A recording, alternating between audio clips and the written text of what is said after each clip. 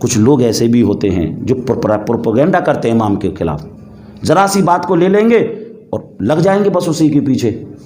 اور کبھی کبھی تو پروپیگنڈا اتنا حاوی ہوتا ہے کہ ایک آدمی کی ذرا سی کی جو ہے فنتورے کی وجہ سے امام صاحب کو ہٹنا پڑ جاتا ہے۔ ایک امام صاحب کو مسجد کمیٹی کے لوگوں نے ہٹا دیا۔ وہ امام صاحب جب استعفیٰ دے کے جانے لگے تو امام صاحب کی آنکھوں میں آنسو۔ کمیٹی کے لوگوں نے کہا، جو مقتدی تھے کچھ جو ان کے بالکل خاصم خاص تھے، انہوں نے کہا حضرت آپ روئیے نہیں، اللہ بہت بڑا ہے، آپ کو اچھی جگہ مل جائے گی۔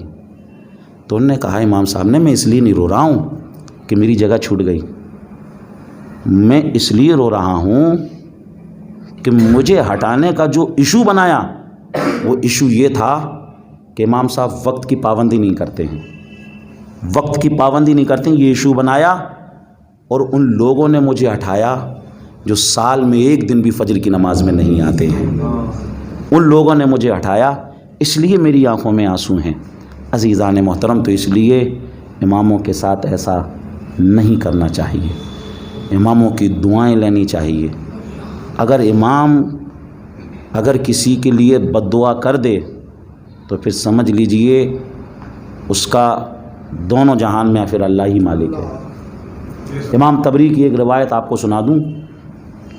سعد ابن ابی وقاص، بتائیے کتنے بڑے صحابی، جن کے لیے حضور نے کہا اے سعد تم پر میرے ماں باپ قربان ہوں۔ سارے صحابہ کہتے تھے میرے ماں باپ ہم پر آپ پر قربان ہو یا رسول اللہ، لیکن سعد ابن ابی وقاص کے لیے حضور نے کہا کہ اے سعد تم پر میرے ماں باپ قربان ہوں۔ سعد ابن ابی وقاص وہ صحابی جن کو رسول اللہ نے دنیا ہی میں جنت کا مژدہ سنایا، وہ صحابی جنہوں نے ڈائریکٹ رسول اللہ کو دیکھا اور نماز کا طریقہ سیکھا۔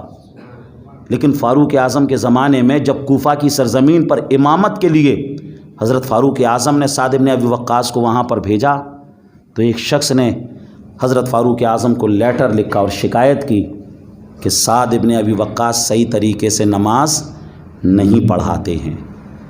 امامت کے مصلی پر آئے تو دیکھیے مقتدی کیسے کیسے ہوتے ہیں۔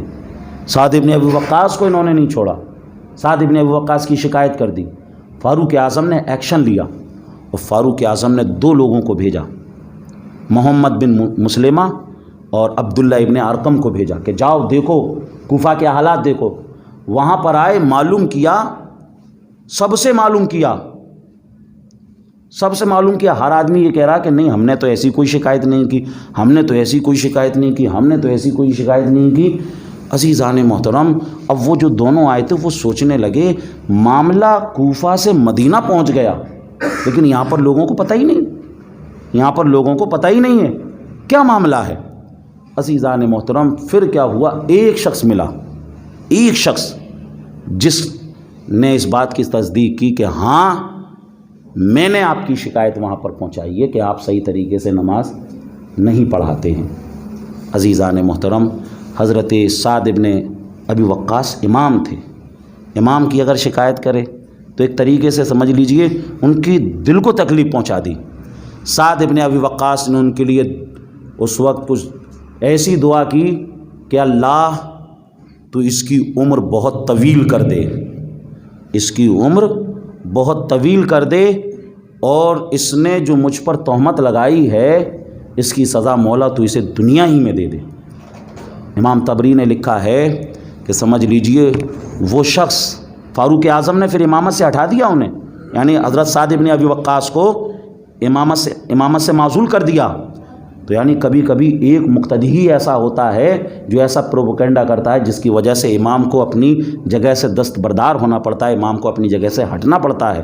عزیزان محترم، حضرت سعد ابن ابی وقاص کو امامت سے معزول کر دیا گیا، ہٹا دیا گیا، لیکن اس شخص کے بارے میں لوگوں نے کہا کہ اس شخص کی، حضرت سعد ابن ابی وقاص کی دعائے ہلاکت کی وجہ سے سمجھ لیجئے اس کی عمر بہت زیادہ لمبی ہوئی، بہت زیادہ لمبی ہوئی، اور سمجھ لیجئے گھسٹ گھسٹ کر، یعنی اس کو سمجھ لیجئے دنیا ہی کے اندر اللہ کے عذاب نے پکڑ لیا۔